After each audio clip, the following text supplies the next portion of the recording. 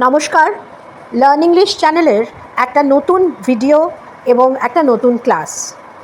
আজকে যে বিষয়টা নিয়ে ক্লাসটা হবে সেটা হচ্ছে how to describe something in English, যেটা কথা বলার ক্ষেত্রে আমাদের ভীষণ ভীষণ প্রয়োজনীয়।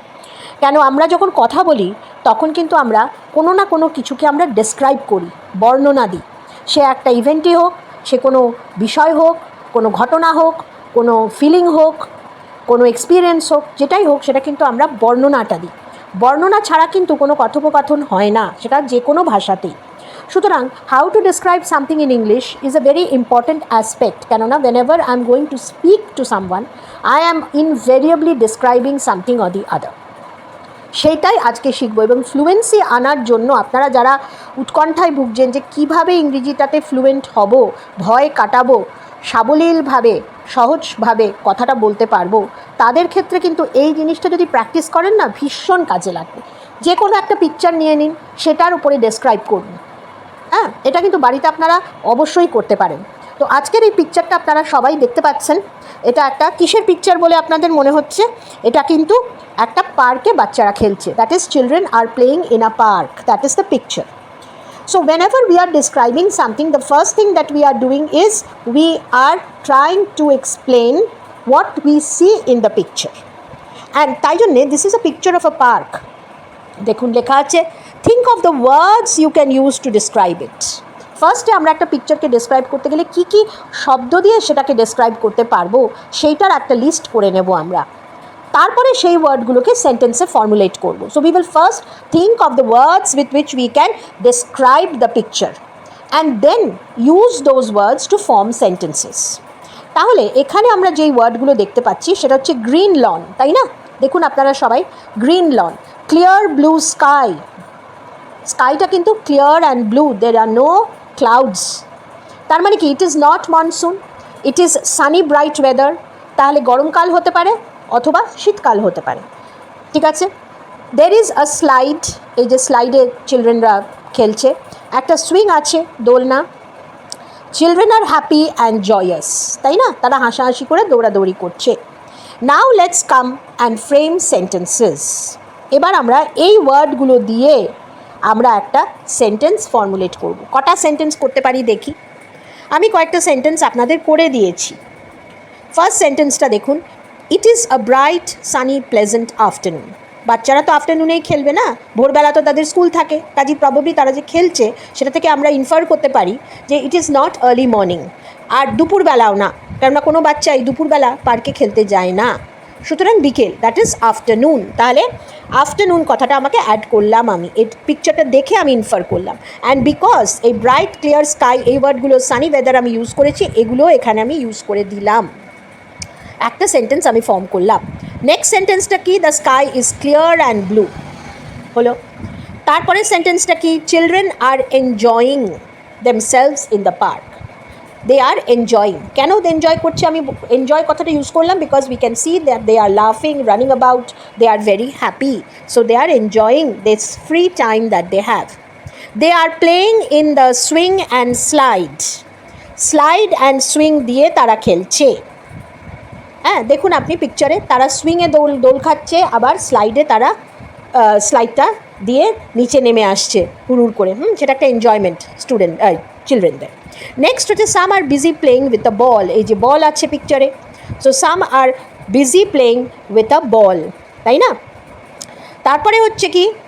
তারপরে হচ্ছে দে আর লাফিং and merrily running about. They are লাফিং অ্যান্ড মেরিলি রানিং অ্যাবাউট, তাই না?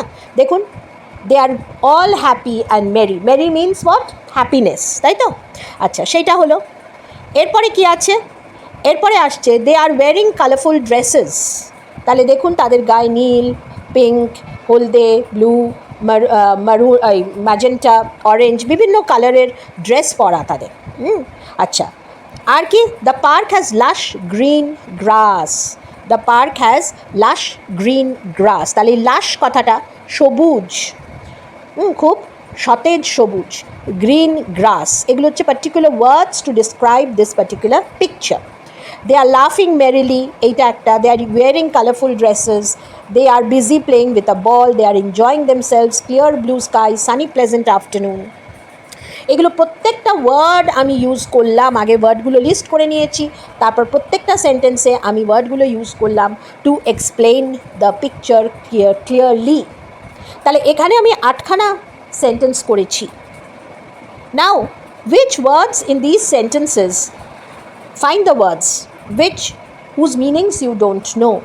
আপনাদের এই সেন্টেন্সগুলোর মধ্যে যদি কোনো ওয়ার্ডের মানে না জানেন তাহলে অবশ্য করে সেটা কিন্তু কমেন্টে লিখুন, আমি তার মানে দিয়ে দেবো। আর যদি আপনারা নিজেদের কাছে ডিকশনারি থাকে তাহলে ডিকশনারিটা অবশ্যই খুলে দেখবেন, English to English dictionary, Bangla to English না, হিন্দি টু ইংলিশ না, ঠিক আছে? আর আমি আমার প্রত্যেকটা ভিডিওতে শেষে কিন্তু লিঙ্ক দেওয়া থাকে বই কেনার, বিভিন্ন বইয়ের ডিকশনারি বলুন, ভোক্যাবুলারি ওয়ার্ডসের, সেগুলো অবশ্যই করে দেখবেন এবং সেগুলো কিনতে পারবেন অ্যামাজন থেকে। এটা কোনো প্রমোশন ভিডিও না, আমি আবারও বলছি, আগেও বলেছি প্রত্যেকটা ভিডিওতে। তাহলে কোয়েশ্চেন হচ্ছে যে আমি এই বইগুলো দিই কেন?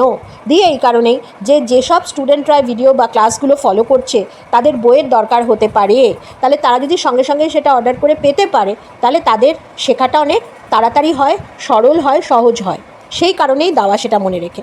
সুতরাং ওই লিঙ্কগুলো দেখে নেবেন, ওখানে প্রচুর বই দেওয়া আছে, ভোক্যাবুলারি, জিকে, কম্পিটিটিভ এক্সাম, বিভিন্ন ব্যাপারে, যেখানে আপনার এই পিকচার ডেসক্রিপশন, এগুলো আইসিএসসি বলুন, অন্যান্য কম্পিটিটিভ এক্সাম বলুন, প্যারাগ্রাফ রাইটিং, এসে রাইটিং, প্রত্যেকটাতে কিন্তু আইডিয়াস কাজ করবে এবং ফ্লুয়েন্সি আনবে।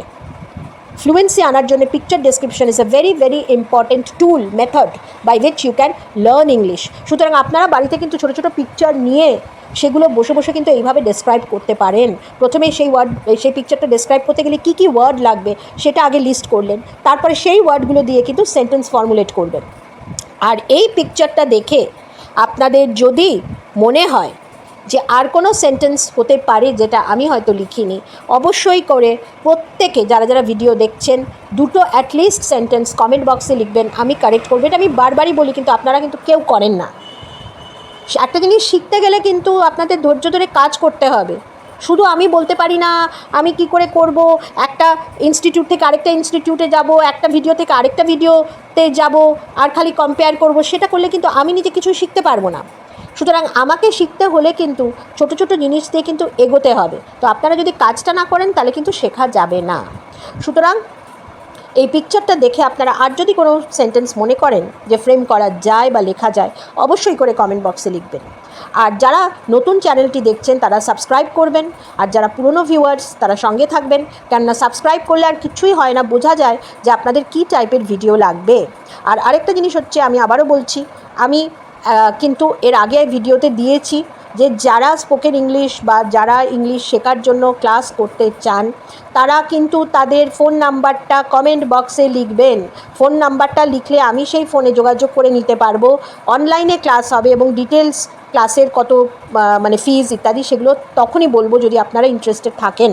সুতরাং যারা যারা ইন্টারেস্টেড আছেন কোর্স করার জন্য তারা কিন্তু অবশ্যই কমেন্ট বক্সে লিখবেন এবং আমি তাদের ফোন করে কোর্স টাইমিংস এবং শেডিউল এবং ফিজ সমস্ত বলে দেবো এবং গুগল মিটে ক্লাসগুলো কিন্তু হবে। সুতরাং যারা ইন্টারেস্টেড প্লিজ সেটা করবেন। তো আজকের ক্লাসটা আশা করি আপনাদের কাজে লাগবে। যদি লাগে লাইক, শেয়ার, কমেন্ট, সাবস্ক্রাইব অবশ্যই করে করবেন। আজকে এ পর্যন্তই, পরের ক্লাসে নতুন একটা ভিডিও নিয়ে উপস্থিত হব।